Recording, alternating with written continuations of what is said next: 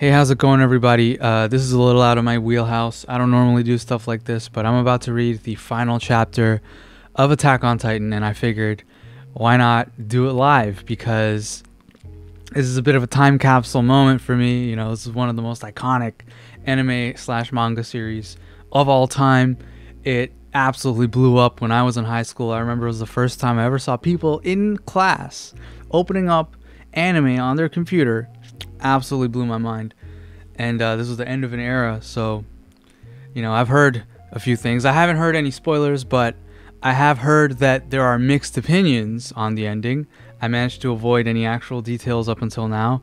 Just got home from work and I'm ready to go, but I guess we'll see how I feel about it. I will definitely make a full video about the ending at some point, hopefully within a week, while it's still hot. But yeah, all right, let's just get started. Here we go.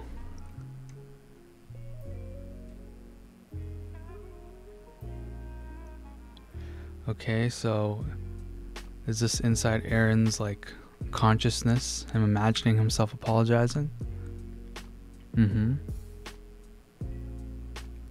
Okay. So we're doing the hero redemption type thing with Eren here, who's saying that he never, well, he's basically saying that he wanted them to stop him, but also the rumbling was meant to eliminate their ability to wage war. Kind of expected this, you know. There was definitely going to be some form of like mild redemption for him, but let's see where we go with this.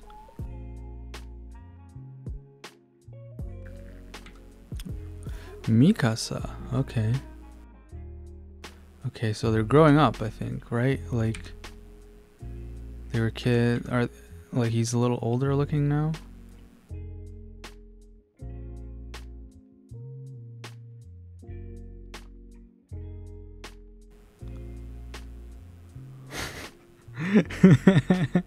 At least.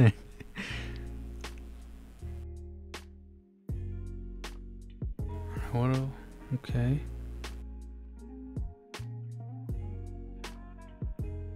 The memory shit.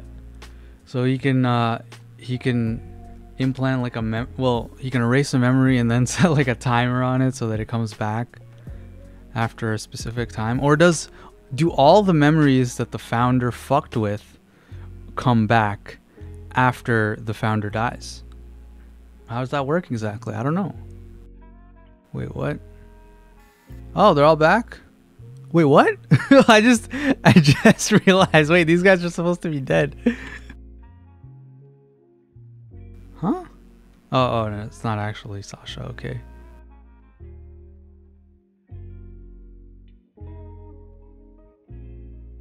Damn. That's not true. So, wait, did we ever find out who the father is? I guess we're probably going to find that out now, but so Historia just sat on a porch after the time skip. Is that all she did? Like, I can't remember any other thing that she did. Like, she just sat on the porch, right? with like holding her stomach or whatever.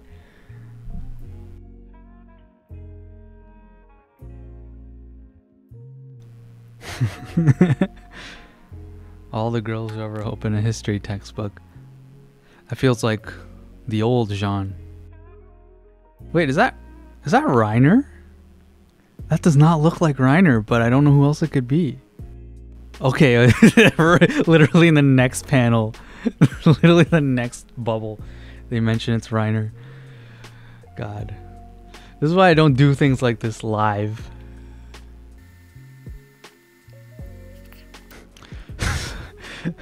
Levi is just sitting, holding a newspaper. You know what?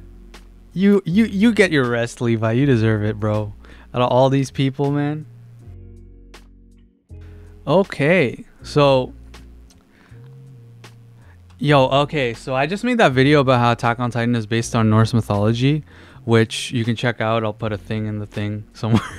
But Odin has ravens that travel around and bring him information, and like it's a representative of his ability to like see everything, you know, because he has this vision because he lost his eye. He traded it for wisdom. Anyways, he uses birds to like travel around and bring him information. And this seems like it's some kind of, I don't know, symbolic thing where Eren like lives on, and because the bird is here and taking his shit, which is I don't fucking know. All right, I gotta think about it for a bit. But yeah, the bird taking his stuff, taking her scarf, is in some way symbolic of like Eren living on. You'll notice in Attack on Titan there's a lot of like shots of birds like flying around, and they do seem to represent like wisdom and seeing, you know, seeing things in that sense, and obviously freedom because they're above the clouds and whatever. And all right, so how do I feel about this ending? I will have to let it simmer for a little bit, but my first impression is that it's very rushed. Like, it doesn't feel like the actual conclusion of Eren's arc was sufficiently wrapped up in this one chapter. Actually, it's less about Eren's arc and more about how that ties in with ending the Curse of the Titans. Like, for what reason does killing Eren end the Curse of the Titans, and why is it Mikasa choosing to do that? Is it because Mikasa is overcoming her internal like biological tendency to protect Eren, like Eren was pointing out that one time?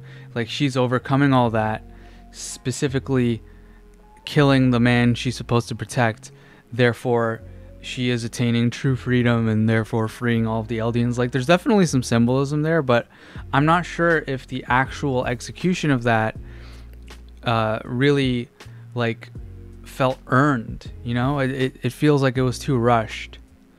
Also, I guess this is a good time to mention that I'm not really a fan of Eren's arc post like the Marley raid.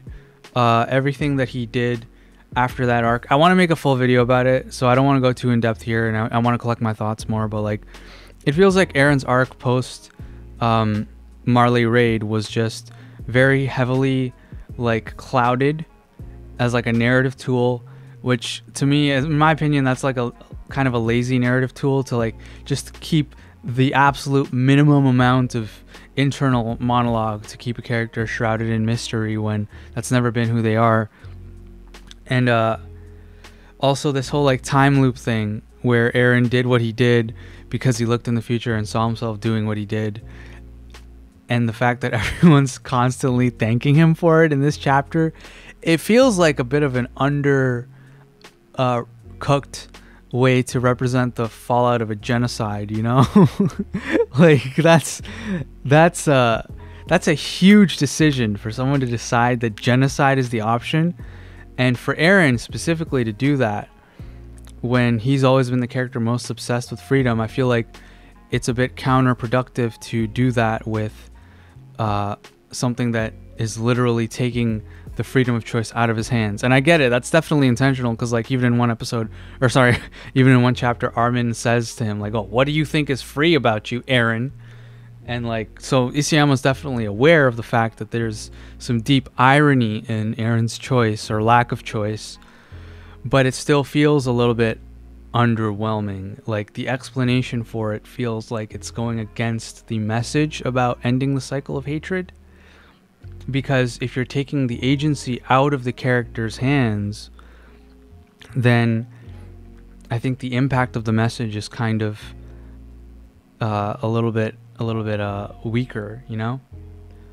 And also the fact that the cycle of hatred is ended by the erasure of Ymir's curse, and, you know, erasure of the Curse of the Titans, whatever you want to call it, that also feels thematically a little bit underwhelming to me.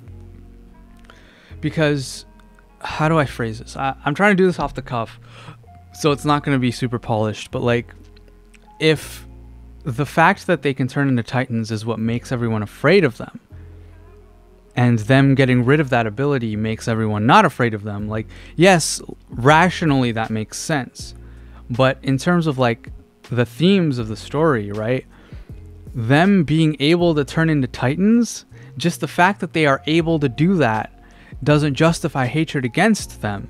And the fact that their ancestors used that ability to do terrible things in the past doesn't justify the atrocities being committed against them in the present, right? These things are not dependent on them having the actual ability to turn into titans or not, right? Like, if we were to think of it in a real world sense, like, yes, people would be scared if you could have that ability to, you know, do something and turn into a giant and then like kill a bunch of people, right? Like, of course that's a terrifying thought, but at the end of the day, it doesn't justify bigotry just because that is a potential thing that you could do, right? Like, the idea of putting behind our hatred is inherently tied to accepting each other as we are. Like, even if they are titans, they're still humans anyways, and therefore there should be a way to resolve this situation that doesn't necessarily like necessitate them losing their titan powers. Like, not in terms of the actual events of the story, it's very difficult to resolve without them losing their titan powers, but I mean thematically, right? Thematically, hatred does not need like this erasure of their actual abilities to be overcome. Oh, that's so convoluted. Okay, let me rephrase that. You don't need to erase their abilities to stop hating them as human beings, right? Like, to me, that feels like it's kind of undercutting the themes of overcoming the cycle of hatred. Because if we were to apply this to a real world context, like if a group of people had an ability like this and they were that dangerous, it suggests that like the only way for us, like the people who are not able to do the thing that they're able to do, the only way for us to stop hating them and being bigoted against them would be if they lost that ability, which I fundamentally disagree with. And I don't think that the messaging of Attack on Titan even agreed with that up until this point. I feel like in Attack on Titan, the messaging was such that these people, regardless of how dangerous they might be, still deserved to be treated like humans, right? And they also didn't have the right to assert some sense of superiority in the past using their Titan powers, right? Just because they had that ability didn't make them better. It didn't make them worse. It just made them people, regardless. And that doesn't really come across in this ending, because the way that peace is facilitated is with them losing their powers. You know what I mean? It feels like it's too easy. And this whole Eren thing, right? It's like the Code Geass ending, but like Code Geass had... Did Code Geass have genocide? I'm pretty sure it didn't have genocide. Eren doing the genocide, it just feels a little underwhelming, but that's just my opinion. I hope people don't hate me. I know people will, but like, this is just my opinion from a first read. Try to keep in mind that like a lot of this is just gut reaction too, right? You know, you have to think about this kind of thing a lot, and really let it marinate in your head. So it's possible that my opinion will change as well. This is just my gut feeling, and maybe it's interesting for other people to see how someone's, you know, gut reaction to something like this plays out. I hope it was interesting. What was I gonna say? I hope it was interesting, but if it wasn't, I'm sorry. I hope you enjoyed, and stay tuned for a potential like more in-depth analysis of this that doesn't involve me stuttering every 3 seconds. Yeah, see y'all later.